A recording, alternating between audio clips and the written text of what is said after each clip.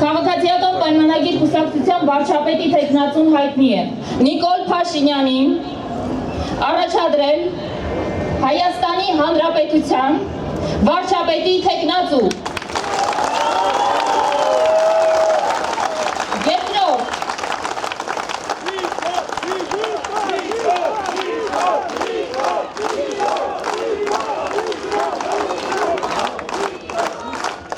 Երկրորդ Նիկոլ Փաշինյանին լիազորել սկսել ստվերային կառավարության ձևավորում։ Երրորդ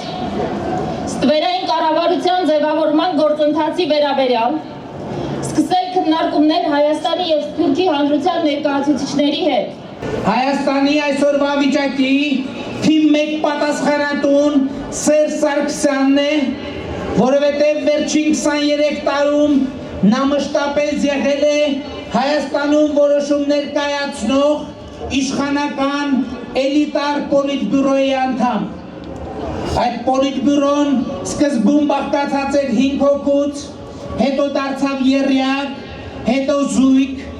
դրա հարակից կազմը անընդհատ փոփոխվել է, բայց Սերժ Սարգսյանը Հայաստանի ճակատագիրը որոշած իշխանական թոփ վերնախավի միակ անփոփոխ անդամն է, սկսած 1993 թվականից, երբ նշանակվեց Հայաստանի պաշտպանության նախարար։ Ապրիլյան պատերազմի ժամանակ, երբ Ղարաբաղը պաշտոնական տվյալներով ԼՂՀ-ն 800 հեկտար տարածք կորցրեց, Սերժ Սարգսյանը արդեն 8 տարի Հայաստանի զինված ուժերի դեֆակտո գերագույն գլխավոր հրամանատարն է, դրանից առաջ 7 տարի 2000-ից 2007 թվականներին եղել էր պաշտպանության նախարար։ Վերջերս ի դեպ հաճախ քննարկում է հարցը Սերժ Սարգսյանը հող հանձնող է, թե հող հանձնող չէ։ Ժողովուրդ ջան, կներեք, բայց հող հանձնելը պոզով պոչով է լինում։ Եթե երկար տարիներ առաջնագծի կենսական պահանջները ոչ միայն չեն լուծվում, այլև բացահայտորեն արհամարվում են, դա հանուն ինչի է արվում, եթե ոչ հող հանձնելու։ Քանի դեռ Սերժ Սարգսյանը եւ նրա քաղաքական մետաստազները հեռացված չեն իշխանությունից, Հայաստանի Հանրապետության պատմությունը հարստանալու է նոր ցնցումներով, նոր կորուստներով, նոր անկումներով։ Մեր կարծիքը միանշանակ է, քաղաքական որևէ ուժ,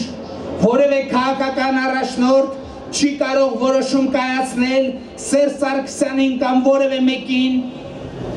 իշխանությունից հեռացնելու մասին։ Քաղաքական ուժը կարող է ձևակերպել, հիմնավորել տվյալ որոշման, փոփոխման անհրաժեշտությունը, բայց բուն որոշումը պետք է կայացնի ժողովուրդը իր սահմանադրական բարձրագույն ուժով։ Քաղաքական ուժը, տվյալ դեպքում քաղաքացիական պայմանագիր կուսակցությունը, ժողովրդի